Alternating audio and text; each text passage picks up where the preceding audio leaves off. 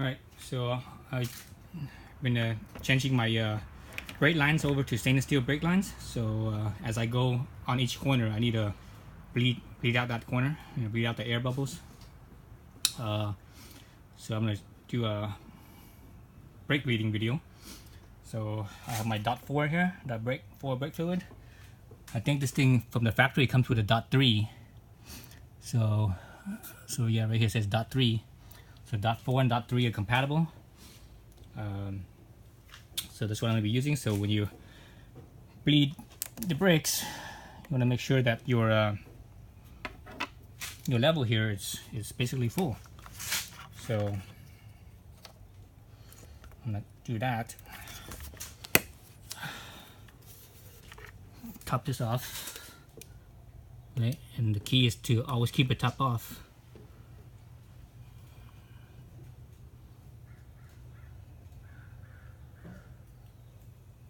Because as it bleeds down, you do not want to introduce air into your line. Otherwise, you have to start all over again. Got to bleed all over again. So that would totally suck. So that's topped off. Now I could go over to my my brakes. And here's my brake bleeding tool. So I just bought this thing only like a week or 2 weeks ago. In the past, I've always done the two-person method, where one person stepped on the brakes. But I don't have that luxury anymore. So this is my OTC brake bleeding kit. When I bought this thing on Amazon, it was expensive. It was 150 bucks, I think, or more. I was looking at it like, damn, that's expensive. But I know that OTC makes good stuff. They make professional tools, basically. If you're a professional mechanic, you heard the name OTC, but consumers will never hear of that. They're like, what the heck's OTC? Never heard of them. But because they only sell basically professional grade tools. So here's the brake bleeder. So it works by air compressor. You connect the air compressor through. The air compressor will, as it works, it will actually create a suction vacuum basically on the line here, and the line here is connected to the bleed nipple. So there's the bleed nipple right there, and I have a little 8mm wrench right here, 8mm closed wrench. Put this on here. So what you need to do, so there's a valve right here. You need to open this up. When you open this up, it will create the vacuum. Then there's another valve right here to control, so you don't have to go back to this end, to the reservoir end. Then you can open this up, and that basically then it sucks, and it basically sucks out fluid here. So from there you just need to open this up, and it'll just suck out, and you have to monitor your brake fluid level at the master cylinder, right? Otherwise you will suck in air from that end, and that's not good. Because if you suck air from that end, like I said earlier, you're gonna have to basically start all over again. So let me position this so that way you can actually see some fluid getting sucked up. So the only bad thing about this type of a brake bleeder and how it works is that because when you open up the nut here to let out the fluid around the thread, there's a slightly little bit of an air gap there, and since this is a suction, it also sucks air in too. So when it comes out here, it'll be a combination of air and brake fluid. So you can't tell if you have air in your lines or not. That's why I in the past I always prefer doing the two-person method, because in that case, the other person sitting inside stepping on the brakes, there will always be positive pressure on the line, on the brake line, and so whatever comes out, you actually see if there was air bubbles and stuff. So that's why I prefer that method. So this is one method. That's another method. Third method is actually pressurizing the master cylinder reservoir, and from there you pressurize that, and it pushes out. So I've never done that method before, and that one you also need also need a air compressor, or sometimes they have little tools where there's like a little pump you pump, and it puts pressure on that, positive pressure. to push that out. But anyways, all right, so let me get started. Let me turn on the valve. It's kind of noisy. Turn the valve up over here on. Okay, so that's on. This is so both valves are on. I just need to open this up. And there you see that fluid coming out. So it's just gonna suck. So now it's because there's air in my line here. So that's why you don't see that much fluid coming up right now. Because that's the air that was in the line. So now it's being more solid now. And in the background, you can actually hear my air compressor turning on.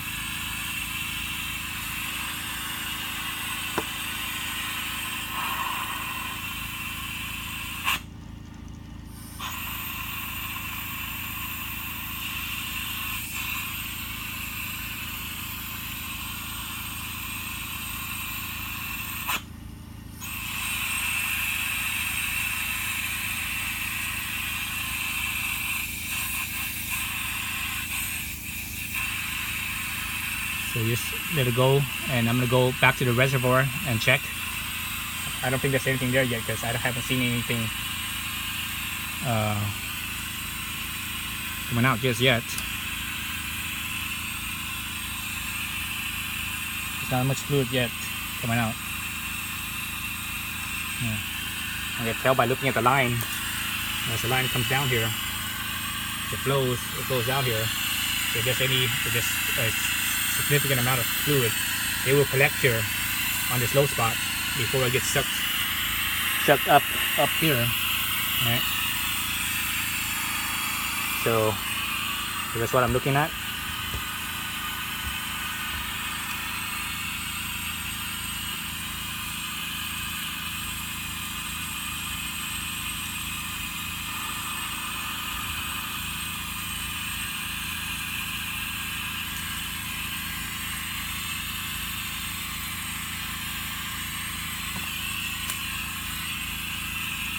I should have opened this line up a little bit more.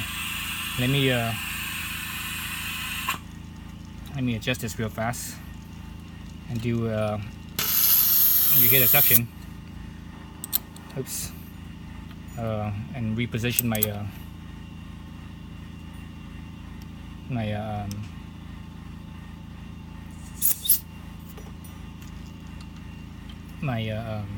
wrench. That way I can open the nipple a little bit further. Bigger opening on the nipple.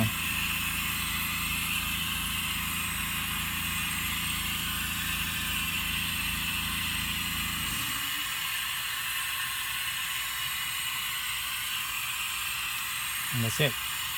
So it's just gonna take a little while. Because there was a bunch of, all this was all air. There's probably some air up. There was probably some air up here as well, because the brake fluid was dripping down when I opened the original part up. And there's air in the caliper too. When I opened the banjo down here, the fluid leaked out in here, so air went into the caliper as well.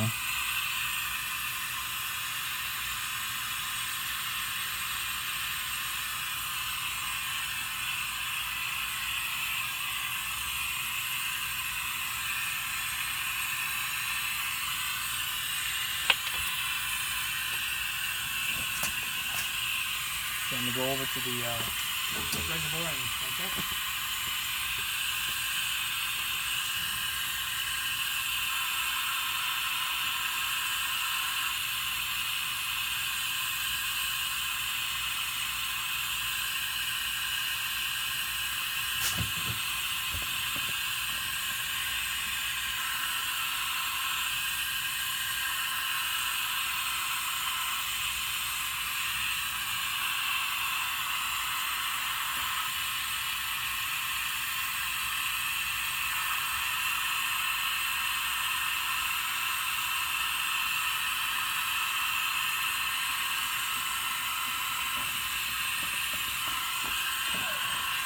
So looking on the reservoir side, it doesn't look like it's sucking that fast, that much. Normally when the fluid is completely filled here and you're just doing a regular bleed without air in the line, it'll suck in out pretty fast. So because of the air, it's taking a little bit longer. What I'm gonna do is I'm actually gonna go and step on the brake pedal real quick just to help push out the air bubble, the airline.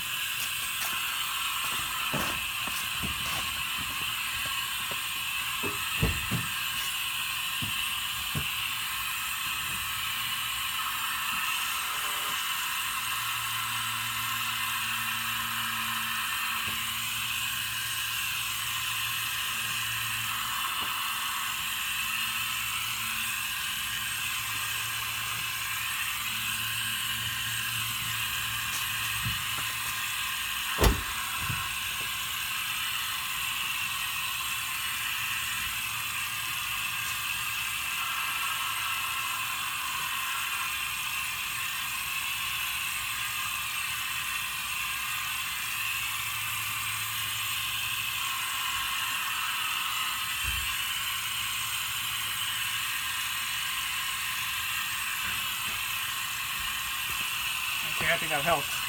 I'm not sure if you guys noticed, there was more fluid coming out when I stepped on the line.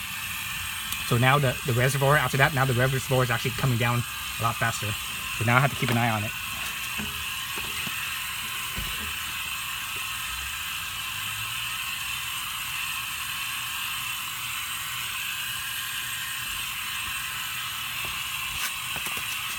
So you're wondering how much, how long do you go for?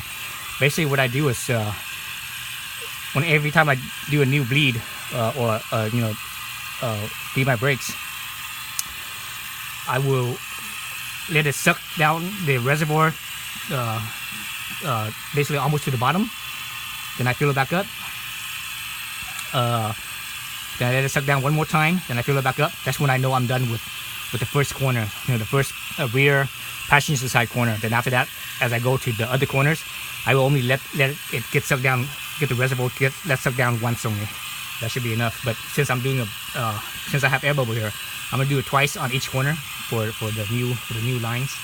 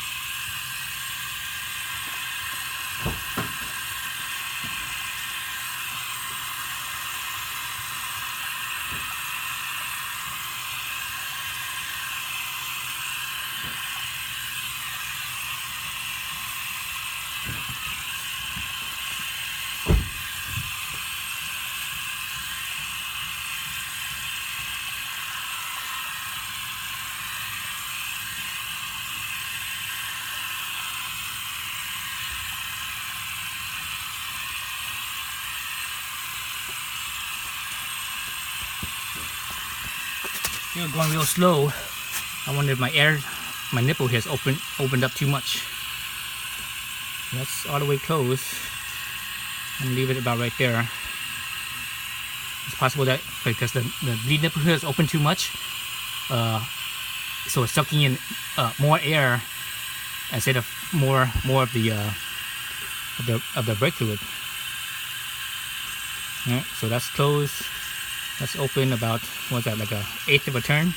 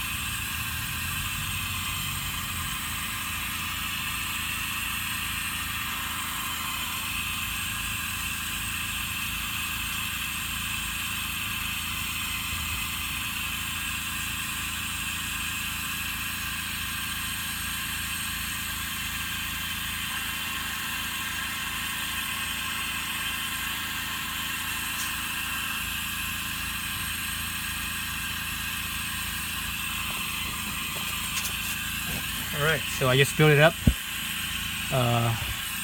topped it back up the first time. So let's look over here at the, you can see the fluid coming up. Okay. You know it's getting sucked up.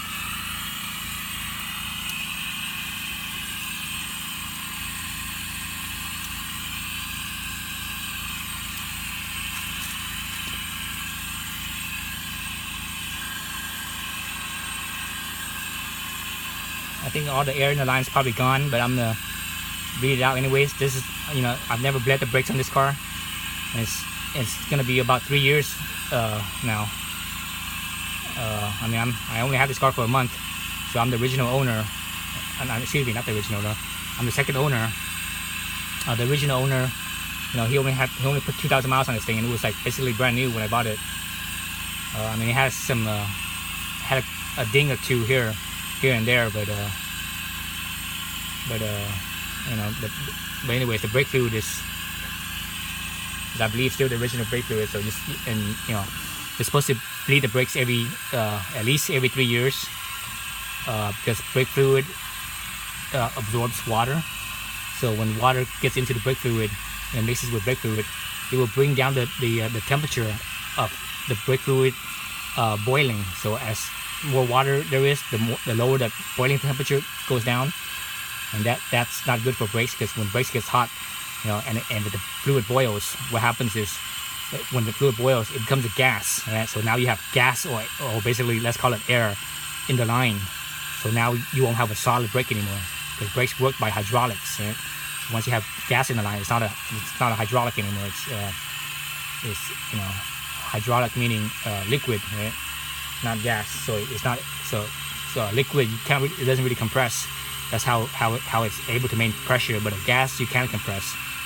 So as you step on the line and it has gas in it, air in it, it could compress and it won't work like the way it's supposed to. Let me go check the reservoir again.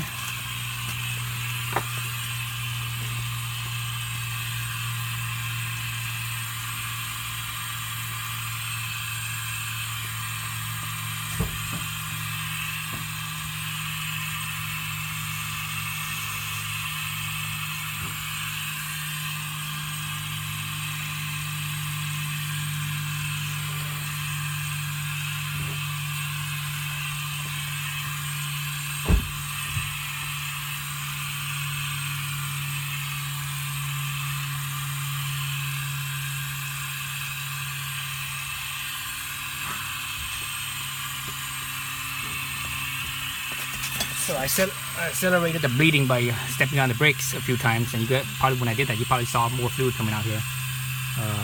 So I think I'm gonna call it good for now, and tighten this back up, and call it good. Okay, that's tightened up, and let it flow, and so that way whatever fluid's right here, it gets sucked right out, so it doesn't leave a mess.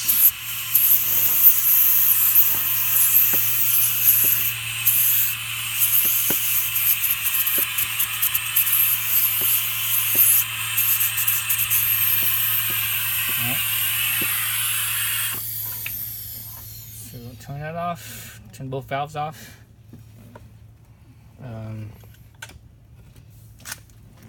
So I'm gonna probably call this side good. I think it is. Double check this. Okay, that's pretty tight, so that's good. Wipe that off. That's pretty good there. And what I like about this method with this vacuum is that it doesn't leave a mess here. You know, there's nothing dripping out here because it's always sucking it out. Other methods, but the other two methods I mentioned, either pressurizing the reservoir at the master cylinder or having someone step on the brakes, it will always leave a little bit of a mess down here, because remember where the nipple opens up and where the fluid comes out, where the thread, there's also a looseness in the thread too, so the fluid will come out some of the threads as well. So that's where the mess comes from.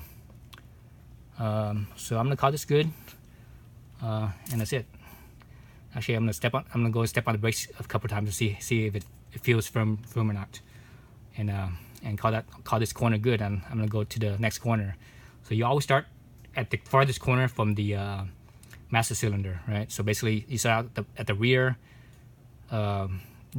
passenger side, then you go to the rear driver side, then the front passenger side, then the front driver side. So that's for a left-hand drive car. If you have a right-hand drive car, then it's I'm not sure, it's probably the other way around. So it's well, it's actually, no, it's still the same thing, because now the passenger side is on the left side instead of the right side. But anyways, so that's it. Thanks for watching.